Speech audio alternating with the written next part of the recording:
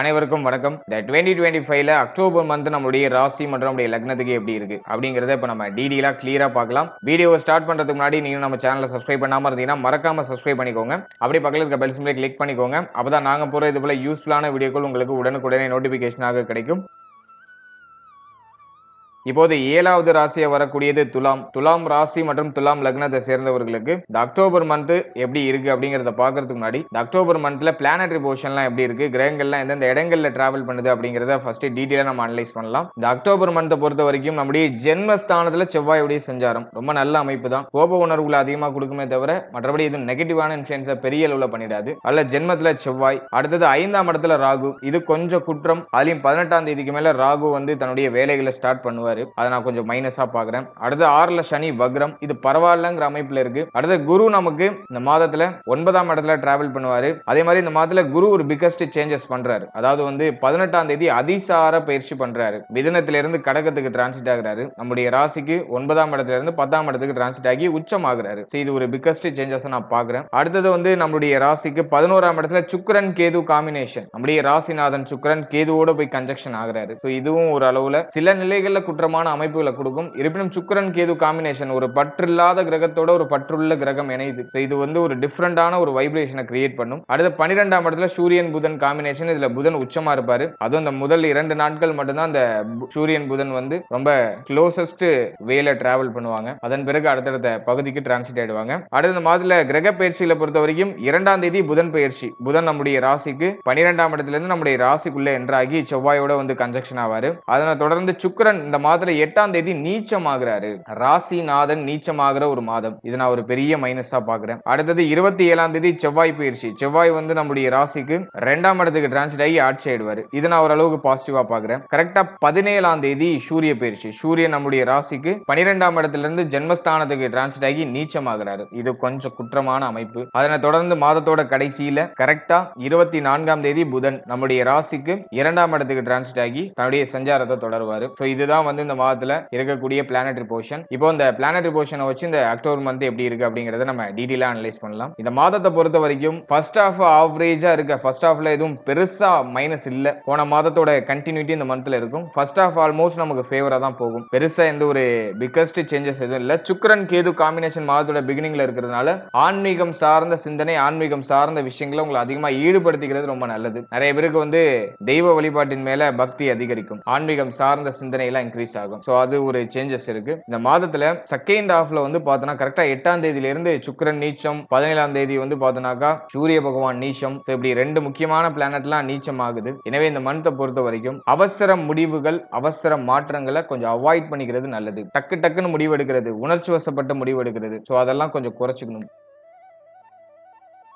அடுத்தது பொருளாதாரம் சார்ந்த விஷயங்கள ரொம்ப கேர்ஃபுல்லா இருக்கணும். பணம் கொடுத்தல் வாங்கல் இது சார்ந்த விஷயங்களெல்லாம் ரொம்ப அவேர்னஸா கவனமா இருக்கணும். பொருளாதார நெருக்கடி இந்த மாதத்துல 17ஆம் தேதிக்கு மேல ஏற்படுறதுக்கு வாய்ப்பு இருக்கு. பணம் சார்ந்த சிந்தனை அதிகமா மைண்ட்ல ஓடிட்டு இருக்கிறதுக்கு வாய்ப்பு இருக்கு. ஒரு சிலருக்கு கடன் நெருக்கடி ஏற்படலாம். அதனால எதுலயும் அகலக்கால் வச்சு மாட்டிக்காம இருக்கணும். பணம் சார்ந்த விஷயம், பொருளாதாரம் சார்ந்த விஷயம் இதுல எல்லாம் கொஞ்சம் கூடுதல் விழிப்புணர்வோட இந்த மந்த்ல டிராவல் பண்ணணும். ஏன்னா சுக்கிரனும் நீச்சம் நம்முடைய ராசிநாதன் புத்தி, நம்முடைய தலை மூளை கொஞ்சம் செயல் இழக்குது. அதுவும் 12ஆம் இடத்துல வந்து நீச்சம் ஆகுது. பண தேவை அதிகமா இருக்கு அப்படிங்கறது இது இன்டிமேஷன் பண்ணுது. அடுத்தது நம்ம பாக்குறது 11ஆம் அதிபதி சூரியன் வந்து ஜென்மத்துல நீச்சம் ஆகுறாரு 17ஆம் தேதியில இருந்து. எனவே பணம் சார்ந்த சிந்தனை அதிகமா இருக்கு. பணத்தை சம்பாதிக்கிறதுல மூளை வந்து மும்முரமா இருக்கு. நம்ம போடுற எஃபோர்ட்டுக்கு ஒரு அங்கீகாரம் கிடைக்க மாட்டேங்குது. நம்ம போடுற எஃபோர்ட்டுக்கு வந்து ஒரு பாசிட்டிவான ரிசல்ட் கிடைக்க மாட்டேங்குதுங்கிற ஒரு மனக்குமுறல் அது காமிக்குது. அதனால இந்த மாதத்துல பணம் சார்ந்த விஷயங்கள்ல கொஞ்சம் அவேர்னஸா இருக்கணும். கொடுத்தல் வாங்கல்ல கேர்ஃபுல்லா இருக்கணும். அடுத்தது குடும்பம் சார்ந்த விஷயங்களை பொறுத்த வரைக்கும் மேஜரா ட்ரபிள் இல்ல. ஃபேமிலியோட சப்போர்ட் இந்த மாதத்துல கிடைக்கும். குடும்பம் சார்ந்த வகையில எண்ணங்கள் அதிகமா இருக்கும். ஃபேமிலியுடைய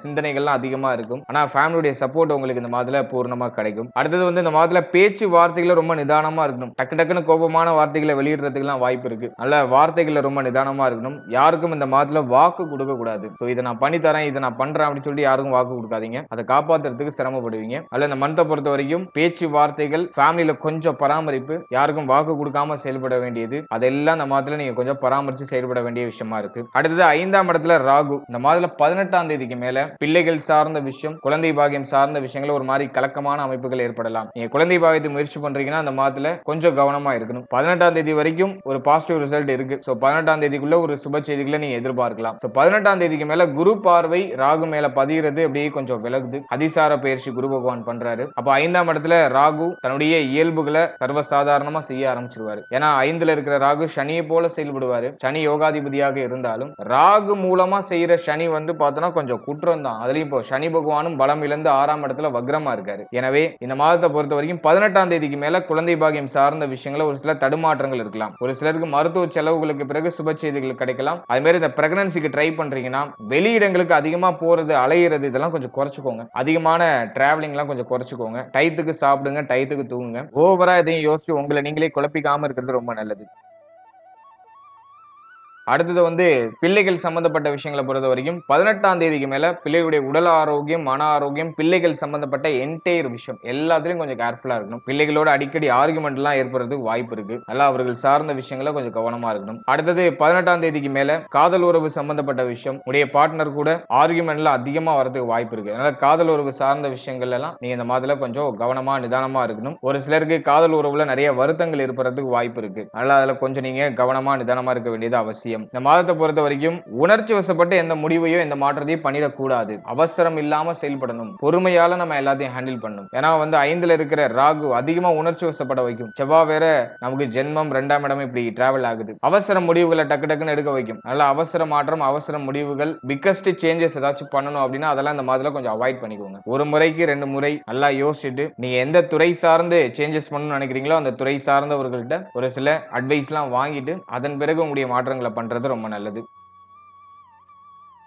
அடுத்தது இந்த மாதத்தை பொறுத்த வரைக்கும் தொழில் உத்தியோகம் 18ஆம் தேதி வரைக்கும் பெருசா பிரச்சனை இல்ல. 18ஆம் தேதிக்கு மேல வந்து பார்த்தோன்னா குரு அதிசாரமா பயிற்சியாகி 10ஆம் இடத்துல உச்சமாகிறாரு. நிறைய பேருக்கு தொழில் உத்தியோகத்துல சேஞ்சஸ் ஏற்படுறதுக்கு வாய்ப்பு இருக்கு. நிறைய பேர் தொழில் உத்தியோகத்தை மாற்றம் பண்றதுக்குலாம் தயாராவாங்க. சோ அதுக்கான அறிகுறிகள் காமிக்குது. அதே போல தொழில் உத்தியோகத்துல ஒரு மாதிரி பிரஷரான அமைப்பு வரலாம். கொஞ்சம் சுமையா இருக்கு, எனக்கு வந்து அதை மெயின்டைன் பண்ண முடியல, ஒரு மாதிரி டிப்ரெஷனா இருக்கு, தொழில் உத்தியோகம் சார்ந்த விஷயங்களை யோசிச்சு எனக்கு ரொம்ப டிப்ரெஷனா இருக்கு அப்படிங்கிற ஸ்டேட்லாம் இப்ப கிரியேட் ஆகலாம். அதனால இந்த மாதத்துல தொழில் உத்தியோகத்துல கவனமா இருக்கணும். அவசரப்பட்டு இருக்கிற விஷயத்தை சேஞ்ச் பண்ணக்கூடாது. இருக்கிற விஷயங்களை விட்டுறக்கூடாது. எவ்வளவு டஃபா இருந்தாலும் ஆல்ரெடி இருக்கிறத ஜஸ்ட் நீங்க பொறுமையா நகர்த்துறது, மூவ் ஆன் பண்றது உங்களுக்கு பாசிட்டிவான ரிசல்ட் கொடுக்கும். கொஞ்சம் தொய்வு நிலையை காமிக்குது. அது ஒரு குறிப்பிட்ட காலத்துக்கு மட்டும்தான். ரொம்ப அதிகமாலாம் வந்து நமக்கு 10ஆம் இடத்துல குரு உச்சமா டிராவல் பண்ணல. அடுத்த மாதத்திலேயே குரு பகவான் வக்ரம் ஆகுறாரு. டிசம்பர்ல பின்னோக்கி டிராவல் ஆயிடுவாரு. அதனால வந்து இந்த மாதத்தை பொறுத்த வரைக்கும் கொஞ்சம் டஃபா இருக்கிறதுக்கு வாய்ப்பு இருக்கு. குறிப்பா 18ஆம் தேதிக்கு மேல தொழில் உத்தியோகம் இது சார்ந்த விஷயங்களை கொஞ்சம் நம்ம கவனம் எடுத்துக்கிறது நல்லது.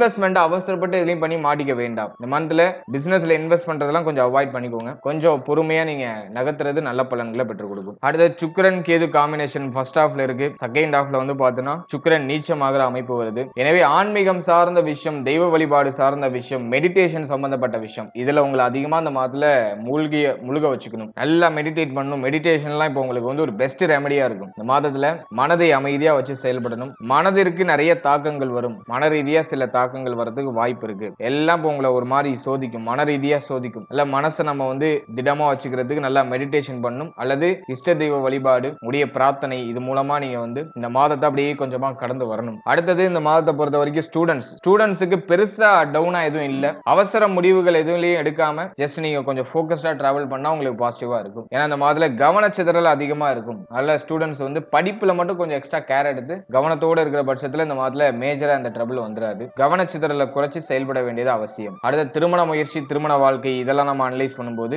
வாழ்க்கை துணையோட பரிபூர்ணமான சப்போர்ட்டை இந்த மாதத்துல நீங்க எதிர்பார்க்கலாம். வாழ்க்கை துணையோட ஏற்பட்ட கருத்து போராட்ட பிரச்சனைகள் அந்த மாதத்துல குறையும். வாழ்க்கை துணையால ஆதாயம், அவருடைய பரிபூர்ணமான சப்போர்ட் அதெல்லாம் அந்த மாதத்துல பாசிட்டிவா நமக்கு கிடைக்குது. திருமணம் ஆகாதவர்களுக்கு திருமண முயற்சியில ஒரு சுப செய்திகள் கிடைக்கும். திருமண முயற்சி எல்லாம் ஓரளவு பாசிட்டிவான ஒரு ரிசல்ட்டை கொண்டு வந்து சேர்க்குது. ஏன்னா 7ஆம் அதிபதி ஆட்சி ஆகிறாரு. அதெல்லாம் தடை தாமதத்தோட சுப செய்திகள் அப்படிங்கிறது திருமண முயற்சிகளை கிடைக்கும். திருமண வாழ்க்கை, திருமண முயற்சி இதெல்லாம் நீங்க வந்து ஆல்மோஸ்ட் ட்ரை பண்ணலாம். இதெல்லாம் வந்து உங்களுக்கு பாசிட்டிவா தான் இருக்கு, பெருசா நெகட்டிவா இல்ல.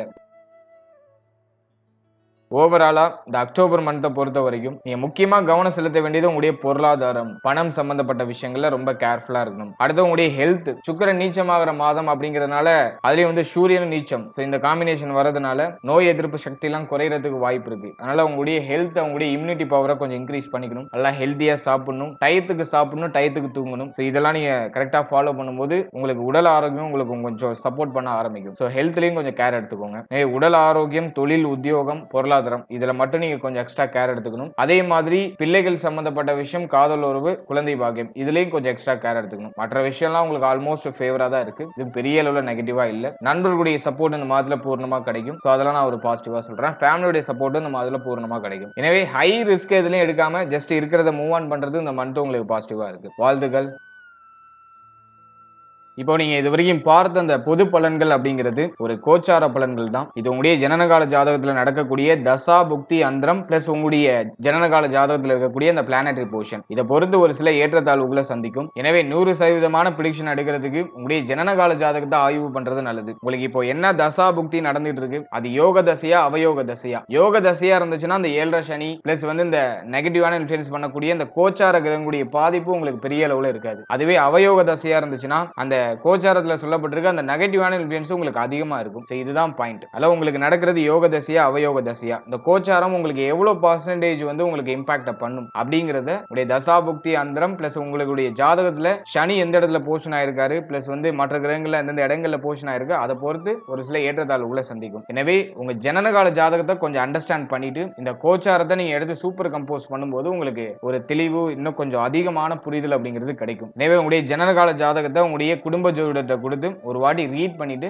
கோச்சாரத்தை நீங்க எடுத்து சூப்பர் கம்போஸ் பண்ணுங்க. அது இன்னும் உங்களுக்கு வந்து தெளிவான ஒரு மனநிலையை கொடுக்கும். மேலும் நம்முடைய சேனல்ல இதுக்கு முன்னாடி ஒரு லக்னம், ஒரு ராசி, ஒரு நட்சத்திரம் இது எல்லாத்துக்கும் ஜெனரல் பிரிடிக்ஷன் அப்படிங்கிற ஒரு செக்மெண்ட்ல வாழ்க்கை பலனை நம்ம டீடைலா எக்ஸ்பிளைன் பண்ணி ரிலீஸ் பண்ணிருக்கோம். அந்த பதிவுலாம் நீங்க பார்க்காம இருந்தீங்கன்னா மறக்காம செக் பண்ணி பாருங்க. அதை பார்க்கும்போது உங்களை பற்றிய உங்களுடைய வாழ்க்கை பற்றிய ஒரு தெளிவு, ஒரு புரிதல் உங்களுக்கு கிடைக்கும். மேலும் நம்முடைய சேனல்ல கோச்சார பொது பலன்கள்லாம் டீடைலா எக்ஸ்பிளைன் பண்ணி ரிலீஸ் பண்ணிட்டு வரோம். குரு பயிற்சி, சனி பயிற்சி, ராகு கேது பயிற்சி, அப்கமிங்ல இருக்கக்கூடிய இந்த குரு வக்ர பயிற்சி பிளஸ் வந்து சனி வக்ர நிவர்த்தி பலன் இதெல்லாம் அப்கமிங்ல நம்ம ப்ரிப்பேர் பண்ணிட்டு இருக்கோம். அதெல்லாம் உங்களுக்கு அடுத்தடுத்து ரிலீஸ் ஆகும். எனவே அந்த பதிவுகள்லாம் உங்களுக்கு வந்து சேரணும்னு ஆசைப்பட்டீங்கன்னா இந்த சேனலை மறக்காம சப்ஸ்கிரைப் பண்ணிக்கோங்க. மேலும் இந்த பதிவு பற்றிய ஃபீட்பேக்லாம் என்ன அப்படிங்கறத கமெண்ட் செக்ஷன்ல சொல்லுங்க. அடுத்தது உங்களுக்கு என்னென்ன காம்பினேஷன்ஸ்ல வீடியோஸ் கொடுக்க முடியும் அப்படிங்கறத நாங்களும் இன்னும் ரிசர்ச் பண்ணி ஒரு பெஸ்டான சர்வீஸ் உங்களுக்கு கொடுக்கறது நாங்க ட்ரை பண்றோம். And finally very limited time, so be cool, stay happy, stay healthy and enjoy. வாழ்த்துக்கள். நன்றி.